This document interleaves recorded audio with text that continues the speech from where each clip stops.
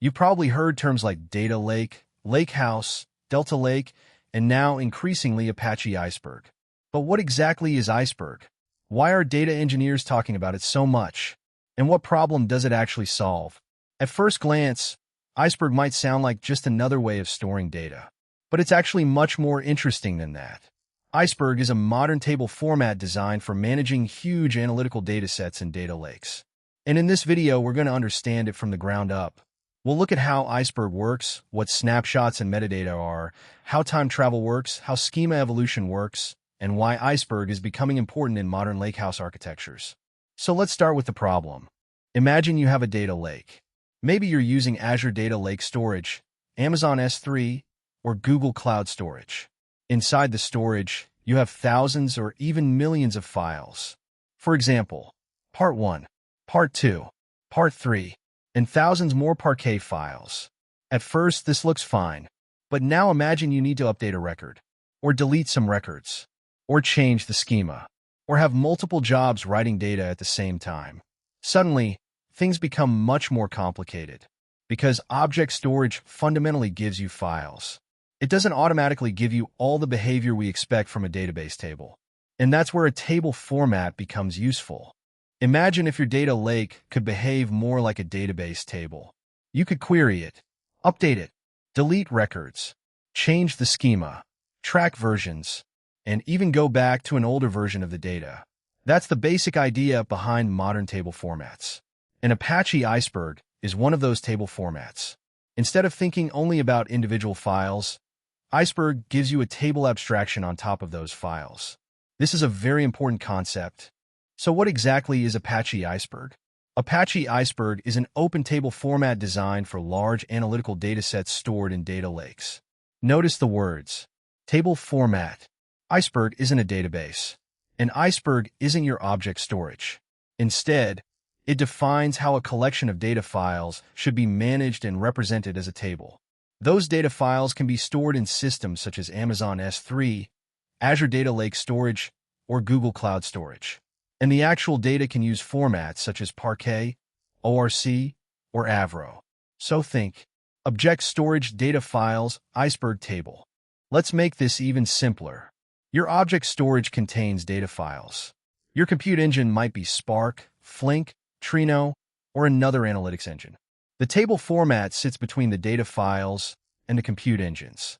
It provides rules and metadata that tell the system which files belong to the table, which version of the table is current, what is the schema, which files contain which data, and what changed between different versions. So the table format creates a layer of organization and reliability around your data files. Now let's look at how an Iceberg table is structured. At the bottom, we have the actual data files. These might be Parquet files. Above those, Iceberg maintains metadata describing the table. That metadata references things such as manifests and snapshots. A query engine can use this metadata to understand the current state of the table. So conceptually, query engine, Iceberg table, metadata, snapshots, and manifests, data files. You don't normally need to manually manage this entire structure. Iceberg manages the table metadata for you. There are several important pieces. First, we have data files. These contain the actual records. Then we have manifest files. They keep track of data files and information about them. Then we have manifest lists. And finally, table metadata tracks the overall table state and snapshots. You don't need to memorize every internal detail right away. The most important mental model is metadata tells Iceberg how the table is organized. And that metadata is what enables many of Iceberg's powerful features. One of the most important Iceberg concepts is the snapshot. Think of a snapshot as a version of the table at a particular point in time. For example, at 10 a.m., the table has 100 rows. At 11 a.m., new data arrives and the table has 125 rows. At noon, it has 150 rows. Iceberg can maintain different table states through snapshots. So instead of thinking, which file should I manually look at? You can think, which version of the table do I want? This is a major reason snapshots are so useful. And this leads to one of Iceberg's most useful features, time travel. Imagine you have a table today. but you want to see what the table looked like yesterday. Or maybe you accidentally made a bad data change and want to investigate the previous state. With snapshots, you can query an earlier version of the table. So conceptually, current table, previous snapshot, older snapshot. This is extremely useful for debugging, auditing, data validation, and reproducibility. Another important benefit is reliable table operations. Imagine you're running an update.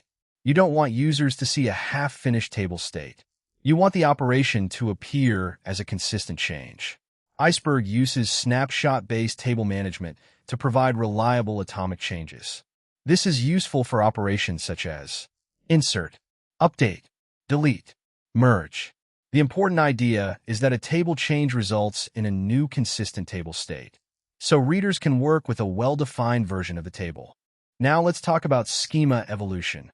Imagine your customer table starts with ID, name, revenue. Then your business says, we also need country. You add a new column. With traditional data pipelines, schema changes can sometimes become painful. Modern table formats like Iceberg provide mechanisms for evolving schemas while maintaining table metadata.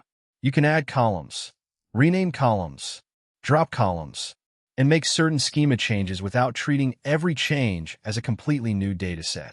This makes long-running data platforms much easier to maintain. Another interesting Iceberg feature is partition evolution. Partitioning is a technique for organizing data, so queries can avoid reading unnecessary files. Maybe you originally partition your data by year, but as your data grows, you realize that partitioning by month would work better. With Iceberg, partition specifications can evolve over time. This means newer data can use a different partitioning strategy while the table abstraction continues to manage the dataset. The key idea is, your partition strategy doesn't have to be frozen forever. Updates and deletes are particularly interesting in data lakes. Traditional file-based approaches can require you to identify files and rewrite data manually. That can become complicated. With Iceberg, table operations are managed through the table's metadata and snapshot system. For example, imagine customer 1024 has revenue of $500. Later, the value changes to $750. An update operation creates a new table state representing the change. The table abstraction handles the relationship between the current state and the underlying files. This is one reason Iceberg is useful for large analytical workloads. So how is this different from a traditional data lake? A basic data lake gives you files in object storage, but you may need to build a lot of custom logic around those files. Iceberg adds a table abstraction. That abstraction includes metadata, snapshots, schema management, partition management, and transaction-oriented operations. So instead of thinking only in terms of, which files do I need, you can think, what is the state of my table? That change in abstraction is extremely important. You may also hear about other modern table formats. For example, Delta Lake, Apache Hudi, and Apache Iceberg. They all address important data lake management problems, but they have different designs, ecosystems, and strengths. Iceberg is known for its open table format design and broad multi-engine ecosystem. Delta Lake has a strong connection with the Databricks and Spark ecosystem. Hudi is well known for use cases involving frequent updates and incremental processing. It's not really about saying, one is always better. The right choice depends on your architecture and requirements. Now let's see how Iceberg fits with Spark. Imagine you're using PySpark. Your data is stored in Azure Data Lake Storage or Amazon S3. You have an Iceberg table.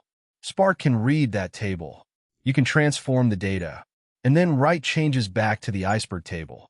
The Iceberg layer manages the table metadata and snapshots. So your architecture might look like PySpark, Iceberg, Parquet, Object Storage. For a data engineer, this combination can be very powerful. Now let's zoom out. Where does Iceberg fit into a modern lakehouse? At the bottom, we have object storage. Above that, we have Iceberg tables. Then we can have multiple compute engines, Spark, Flink, Trino, and other compatible engines. Then above those, we have analytics, BI, machine learning, and AI workloads. This creates an architecture where storage and compute can be separated. and multiple processing engines can work with the same underlying tables. Let's imagine an e-commerce company. Every day, millions of events arrive. Orders, customers, products, payments, web events. All of this data lands in cloud object storage. Instead of treating everything as random files, the company can organize the data into Iceberg tables. Data engineers can process those tables using Spark. BI tools can query the data. Analysts can investigate historical versions. And AI systems can potentially use the same governed data foundation. As new data arrives, new table snapshots are created. This creates a much more manageable analytical platform. So why are data engineers talking about Iceberg? There are several reasons. First, it's an open table format. Second, it's designed for large analytical datasets. Third, it supports important features such as Schema Evolution. Fourth, snapshots and time travel make data management easier. And fifth, it works across a growing ecosystem of data processing and analytics engines. The bigger idea is this. Object storage gives us cheap and scalable storage. Iceberg gives us a structured table layer on top of that storage. And that combination is becoming increasingly important in modern data platforms. So, what is Apache Iceberg? In one sentence, Apache Iceberg is an open table format that brings reliable table management to large datasets stored in data lakes. Remember, Iceberg is not a database. Iceberg is not object storage. Iceberg is a table format. The simple mental model is data files, Iceberg table, metadata plus snapshots, analytics. If this video made Iceberg easier to understand, give it a like.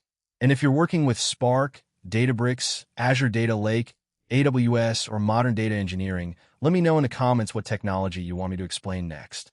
And don't forget to subscribe if you want more beginner-friendly videos about data engineering, Databricks, Spark, Lakehouse architecture, AI, and modern data technologies.